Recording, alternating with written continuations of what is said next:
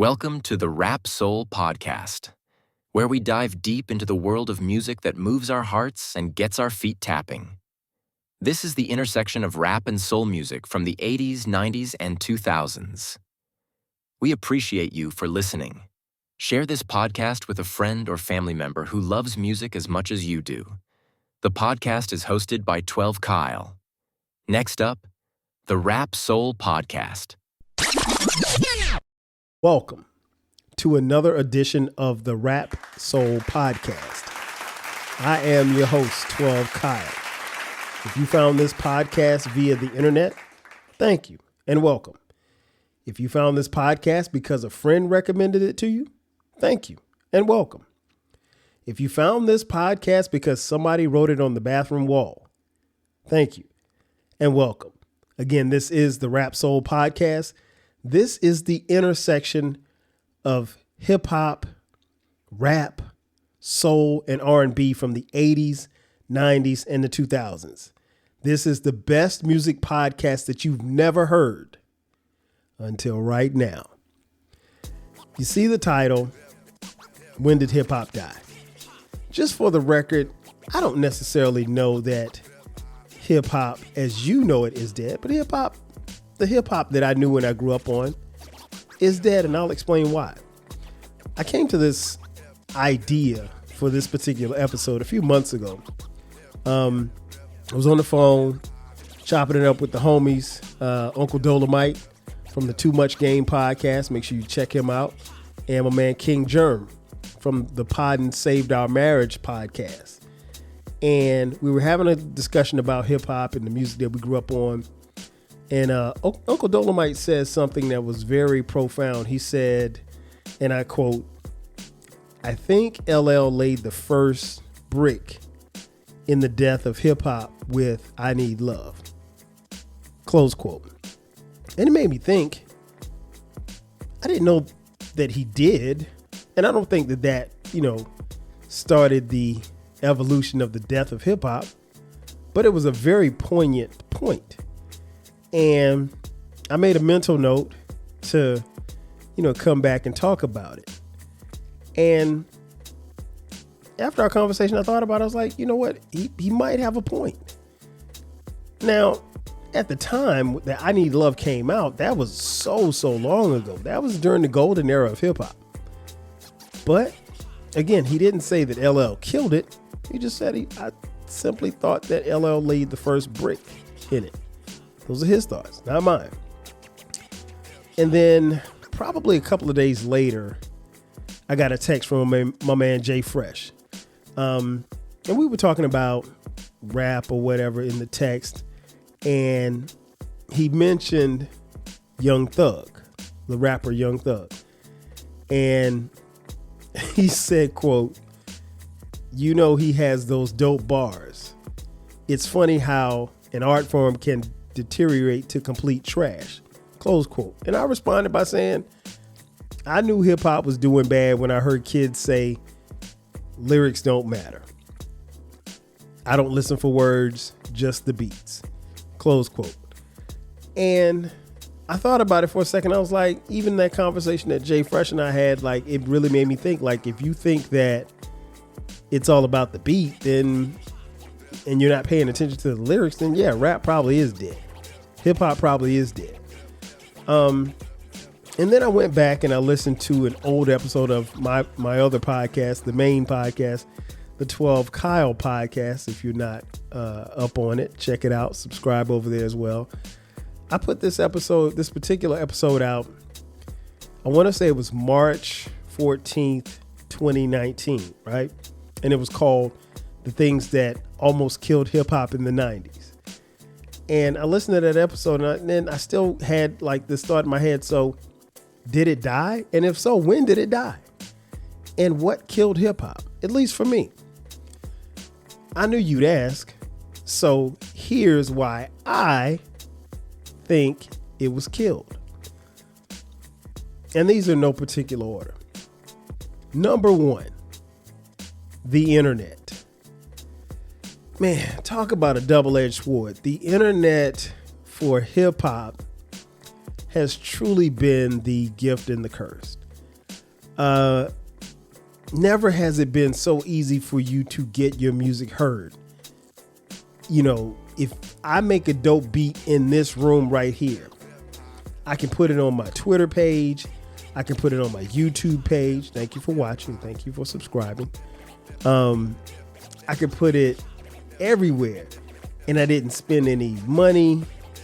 I didn't waste any time pressing records. I didn't have to get any studio time, anything like that. I just did it in my room. Didn't really have a lot. The only thing that I spent was time. But people in North Nowhere could actually hear that beat that I made. And, you know, that's a far cry from where music once was, where you had to, you know, go in a studio, you had to record, you had to press it up on vinyl, you had to shop it, you had to beg people to play your records, you had to, you know, play it in the clubs, all of that other stuff. I bypassed everything just by producing it myself and uploading it to my computer and putting it on a social media platform and sharing it with the world. And if it generates money, guess who gets the money? Me. So the internet has truly been the double-edged sword because it allowed you to reach the masses without going through certain steps. So you really went from, instead of from A to B to C, you went from A to LMNOP. It was just that simple. And so, you know, times really changed because having a record and a record deal back then, back in the day, and let's just say in the golden era, that was a big thing. You know, you had to work for it. You just couldn't just step into the game. But the internet provided a bypass of all of that. And so being able to reach the masses in a very short period of time, also not having to pay dues, was a game changer. But the flip side also, I think, of the internet was its ability or inability to do certain things. The one thing that I do know that the internet did kill as far as hip hop was concerned was one of its number one assets. And one of the number one assets that you have in hip hop is the anticipation of an album. The idea of, hey, this album is coming out November 21st.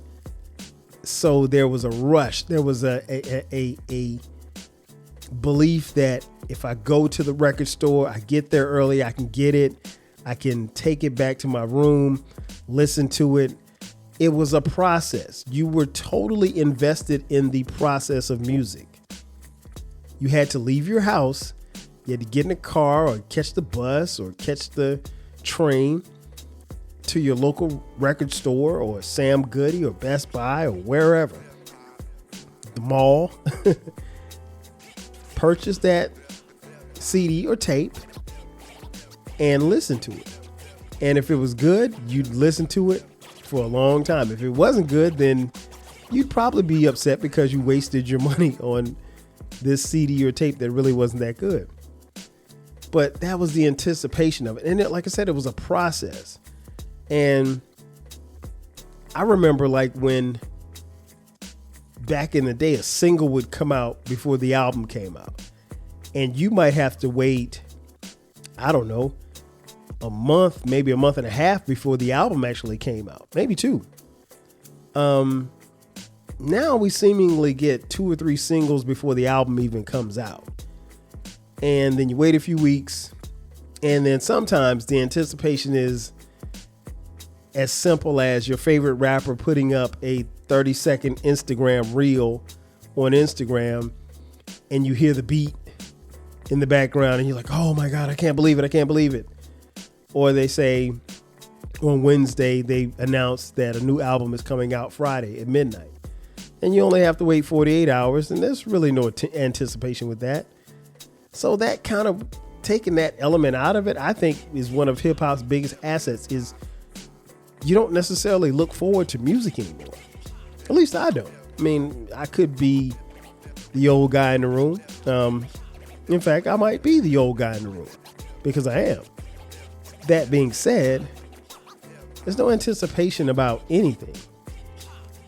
And so when the music does come, if it's not to your satisfaction, people just move on. Number 2, the death of the mixtape. I think that definitely aided in the death of hip hop. I knew it was over for hip hop when DJ Drama and other DJs got arrested by the feds for selling mixtapes. Mixtapes used to be where you could get an exclusive song by one of your favorite artists, or exclusive verses that you didn't hear anywhere else on anybody else's tape. And you would get real freestyles, not these things that people wrote at home and then went to the studio and spit over somebody else's beat. And it was nothing that was recycled. But the mixtape era was a great era, and it was another era that allowed you to hear some of your favorite artists, sometimes on new beats, sometimes with new rhymes, and you could hear it and really get engulfed in whatever they were talking about. And then sometimes it was a situation where they were previewing new music for an album that was forthcoming. And those were good times. But when the mixtapes went away and the feds got involved and said this was copyright infringement and all of this other stuff, that was part of the death of hip hop. Things really changed. You couldn't go on a Friday to your local neighborhood spot, whatever spot that would be, whether it be a barbershop or a swap meet or wherever, and get your favorite mixtapes. I had them all, man. From DJ Clue to Ron G to Kid Capri, I had my favorites. But mixtapes, the death of mixtapes really changed a lot, and it was part of the death of hip hop for me. Number 3, no balance. When you looked across the board in hip hop, particularly what you saw on TV or heard on the radio, there was no balance. It was either this or that. Like, there was no in between. And for whatever reason, everybody got hard all of a sudden. It was no more fun. And I'll give you an example. In 1988, in my opinion, the greatest year in hip hop, we got Going Off from Biz Markie, Straight Outta Compton from NWA. He's the DJ, I'm the Rapper by DJ Jazzy Jeff and the Fresh Prince. It Takes a Nation of Millions to Hold Us Back by Public Enemy. All 4 of those albums are polar opposites. Biz Markie, NWA, Jazzy Jeff and the Fresh Prince, and Public Enemy. 4 polar opposites. But in those albums, you could get a variety of things. You could have fun. You could have silly stuff. You could have goofy stuff. You could have gangster stuff. You can have self-righteous, ready to fight the power type stuff. And that was the balance in hip hop. I mean, like, you could be listening to the radio and you literally could go from one song from Humpty Hump to, Big Daddy Kane. Rap had balance, and what was pushed forward was balance. It was about, empowering yourself and empowering women like Salt and Pepper, MC Lyte, Queen Latifah, Moni Love, and the likes. And then you could get gangster with NWA or Too Short. And all of that stuff was promoted. Nothing was put to the back. And you don't see balance now in hip hop. You see one thing. Whatever that one thing is, whatever that hot trend is, these record labels, these executives, these radio stations, They truly believe in riding that particular wave until it crashes. And guess what? Once that wave crashes, they'll go get a new wave. Because a new wave is coming. It's always a new wave coming. But yeah, rap had balance. There's no balance anymore. It's not even close to having any balance anymore. And we as fans have ourselves to blame. Because there was a point in time where we commanded that there be balance. There's no balance anymore. Everything, not everything, but most things tend to look, feel, and sound the same. And it's affected the music. And subsequently, it's affected the generation that came behind us. And I don't blame that generation totally. I blame us too, to some degree, because we let it happen. And now that the cat's out of the bag, there's nothing you can do. I mean, you can stand on your hill and point the finger at them and be mad at them, but what good does that do? They're the future. Why be mad at the future? But no, hip hop, it was slowly ticking away. And I just gave you 3 reasons as to why. Sit tight. We're going to take a commercial break. And after the break, I'll come back and I'll give you 3 more reasons. Sit tight. We'll be back in just a second. Are you feeling nostalgic for the golden eras of rap and soul music? If so, tune in to the Rap Soul Podcast. We are your weekly journey through the 80s, 90s, and 2000s, spotlighting the music and the hidden gems that shaped the soundtrack of our lives. From the powerful beats to the soulful melodies, we bring you the best of the past with fresh insights and stories. Rediscover the music that defined a generation. Subscribe to the Rap Soul Podcast and enjoy the vibe. And just like that, we are back. Once again, it's your boy 12 Kyle. This is the Rap Soul Podcast, and we're talking about why did hip hop die? And before the break, I gave you a couple of examples. I'll give you a few more before we get out of here. As I mentioned before the break, there's a few things. Let me give you another one. Number 4. And again, these are in no particular order. Number 4. Simply put, there was too much music. That was one of the reasons why hip hop died. It's too much music. This is about quantity. People wanted more and more music. And when you want something so much in demand, you want the quantity, but the quality falls off. And the quality of hip hop fell off a cliff. Like it wasn't even close. Honestly, some people can put out music relatively quickly. And some do it very well. And then some want to bombard people with music just for the sake of saying, hey, we got an album out. But if you look at, and I keep going back to the golden era, they didn't make music like that not because there wasn't a demand, but they wanted you to, when they presented something to you, they wanted you to savor it. Like if you go eat a steak, you get yourself a nice steak. You don't cut the steak up and eat it all fast, right? You want to savor every piece of that steak. And the same goes for hip hop. You would get albums from your favorite artists in doses. You didn't get a bunch of albums all the time. So if your favorite artist dropped an album in 1988, there's a good chance that you probably wouldn't get another album from them for another 3, maybe 4 years. No earlier than 2 years. You weren't dropping another album in a year. That wasn't happening. But it gave you a chance to miss them. It gave you a chance to appreciate the art that they put in your hands, that you paid for. So again, going back to what I mentioned earlier, you have an investment. So now that you have the investment, you're not going to throw the investment away because what? You just got this investment. And you're going to take care of it and you're going to live with it and you're going to love on it. because that's what you do. But if you're giving them the music all the time, there's a lack of appreciation for it.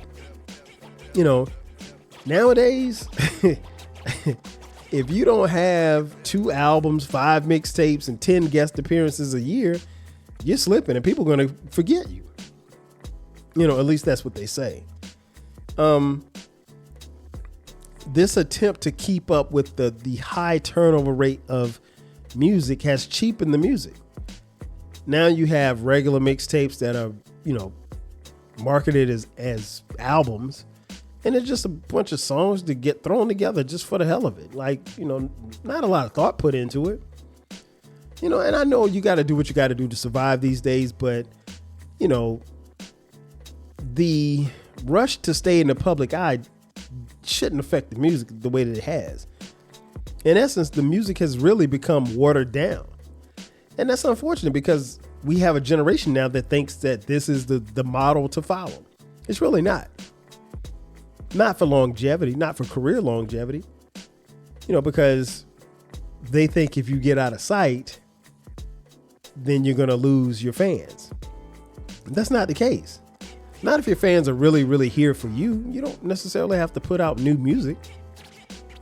If you got great content, your fans will keep coming back to your stuff because they dig you, not the wave that you're trying to ride.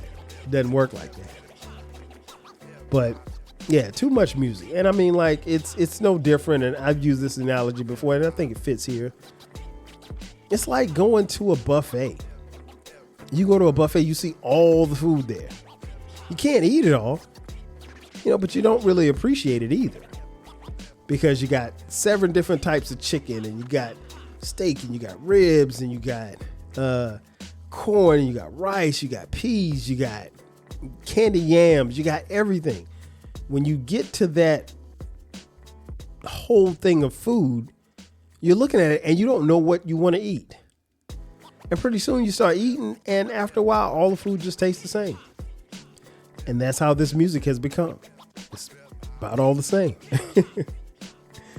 Number 5, something that I've talked about before, and it's definitely worth repeating: too many features. If you know me, you know I'm not a fan of a bunch of features on an album. I think it waters down the album.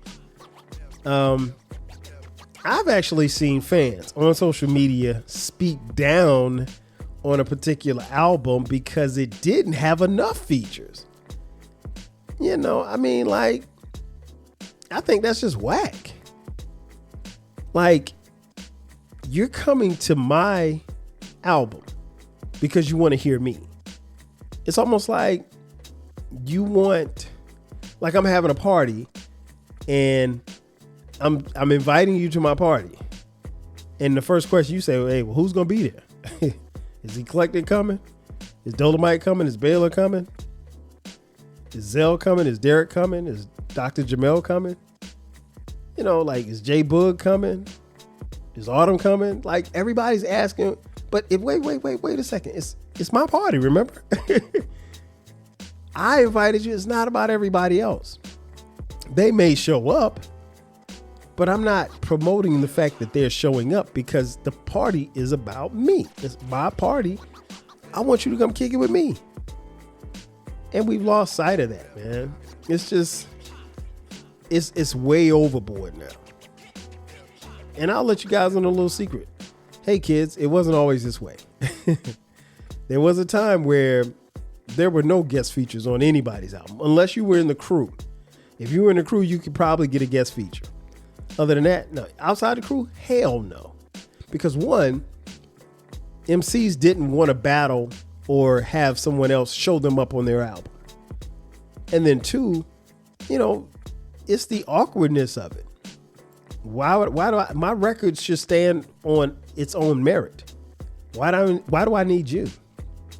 I mean, that's a question that we ask daily.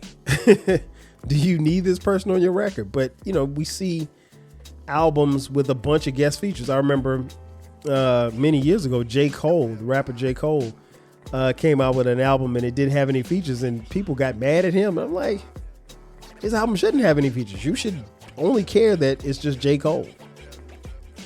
Personally, anything past 2, maybe 3 features on an album, nah, man, your album's a compilation. And I definitely don't want to hear an album with you and you got a guest feature on every song. That's an album I'm probably not going to listen to, honestly. Because again, I came to your party to see you. I don't care who's at the party. The thing is, I'm at the party and it's your party, so I came to see you. So that's all that matters. Whoever else shows up, it doesn't matter. But, it's different now. It's just totally different now. And even back then, when we didn't have the technology that we had, even if you had somebody on your album, you got a chance to spend time with them in the studio and build and got to be down and, become crew and everything like that. Because of technology, that doesn't happen anymore. I've actually heard people say they've been asked the question, well, what was it like with such and such in the studio as you guys created this song? Oh, well, he didn't make it to the studio. I told him what I needed. He sent the beat over and I rhymed on it. I sent it back to him and this is what we got. That's whack, man. Why can't you come kick it in the studio and we work on this thing together? I mean, anybody could do that. I mean, that's like me having a podcast episode and I'm like, yeah, man, just email me your responses. Here are the questions right here. I'm gonna send you the questions. You just put and I'll chop it up and put it in there. No, man, that's terrible. But I mean, this is where we are. And another reason why I think hip hop died is the obvious. Money. Once money got involved, the game flipped. There was a time where money really didn't matter. This was the time where an artist really was solely focused on honing their craft, doing their thing, getting airplay on the radio, a novel concept, and just shining and wanting the props for being dope. And that went away. Once the money got involved, and I get it, man, but it was way too much money. It was way too much money not to care. And again, I'm not somebody who says that you should turn down money because I don't turn down any money. But all money ain't good money either. You got to remember that. But once the money got involved, it was just really too big for artists not to put everything into it because of the money. And especially getting a lot of the money up front, it took away from some of the artists' hunger. And also, it also made the labels very cutthroat as well, because that meant if you didn't sell, we've invested this money into you. If you don't sell, you out of here. And you get dropped from the label. And that's where we were for a long time. And so the money definitely changed things. So what I'm saying is, in conclusion, there's a lot of things that killed hip hop for me. And again, I gotta say for me, because there are gonna be some people that read the headline of this particular episode and say, oh, hip hop ain't dead. Nas came out with that song, Hip Hop is Dead. Hip hop ain't dead. Hip hop will live forever. Hip hop, in its infancy, grew to be something that was so beautiful, and it's still growing. But the core of what hip hop was, to me, died a long time ago. And I'll be honest, it took a minute for me to come to grips with where hip hop was and where I was and where I fit in that particular equation of hip hop. Because I'm literally someone who saw it grow as a baby into a young adult, into a grown person. I am 9 months older than hip hop. And so I've been around. I can't tell you I know every song. I can't tell you that I know every artist, but I know a little bit about a lot when it comes to hip hop. You know this.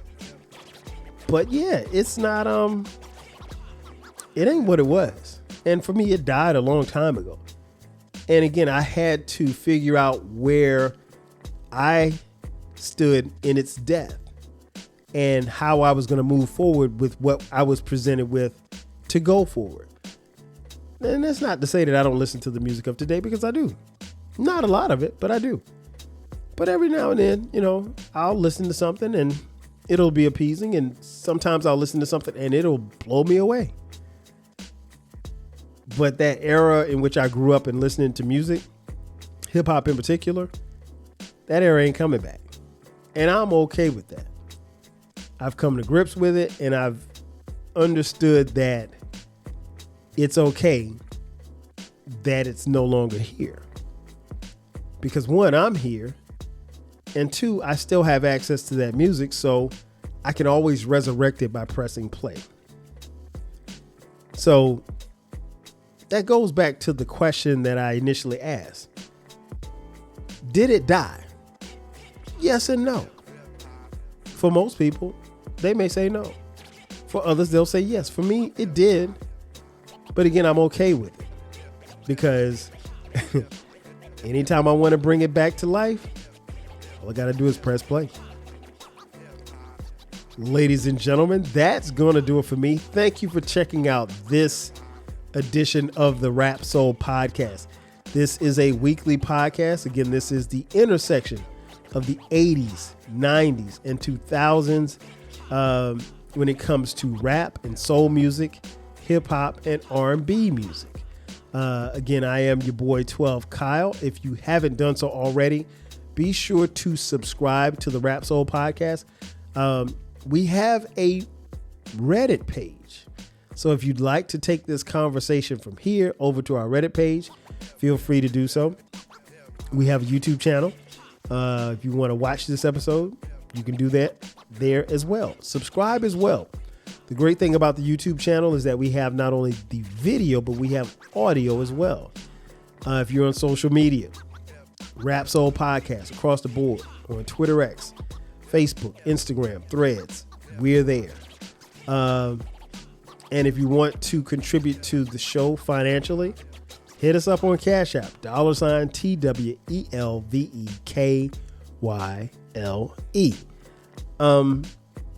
Yeah, come back, because again, this is a weekly podcast. This is a very new venture that I have. And I'm having a lot of fun doing this. So I definitely appreciate you all for tuning in. Again, that's going to do it for me. I am your boy 12 Kyle. I'll catch you guys next time. 5 Gs. Thank you for listening. This concludes the episode.